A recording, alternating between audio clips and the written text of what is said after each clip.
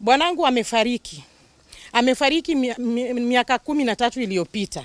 Mimi nilibaki hapa na watoto mayatima. Nimesomesha watoto mpaka wakasoma wamemaliza. Na sasa nyumba yangu nimekuja kutolewa kwa nyumba, nimefukuzwa, nimeambiwa nyumba imeuzwa. Nikafukuzwa kabisa kule nje. Nikaenda nikaweka caveat haikufanya kazi. Land Registrar Mombasa Mr. Mwangi aliinua caveat, na wakati nilienda kwa ofisi yake akaniambia faili yako imekuwa interrupted with. Nilimuuliza maswali mawili, kwa nini ilifanyika hivyo, na mimi niliweka caveat. Hakunijibu chochote.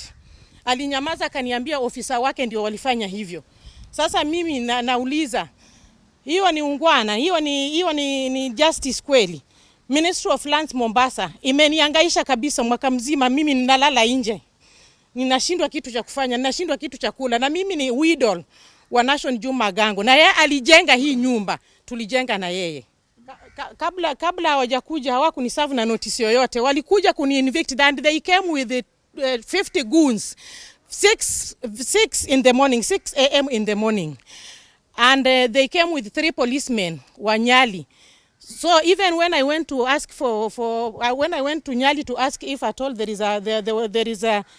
is a way naweza nikasaidika, lakini sasa OCS wa Nyali walikuwa wananifukuza tu mpaka siku ikaisha, siku nzima kabla sijaripoti hii case. Tukifanya uchunguzi tunapata kama death certificate ile ambayo wale acquire naye succession is fake. Succession number ile ambayo wale kuja kuevict naye huyu mama, huyo ambaye ilifanya wa acquire the subtitle ni fake. Hiyo namba haiapia kwa registry yote ya Kenya. Hiyo succession ilikuwa signed na the former the Lady Justice Maureen Odero, of which hiyo document is totally fake. It doesn't exist in any registry. So tukienda kwa lands, caveat iliwekwa.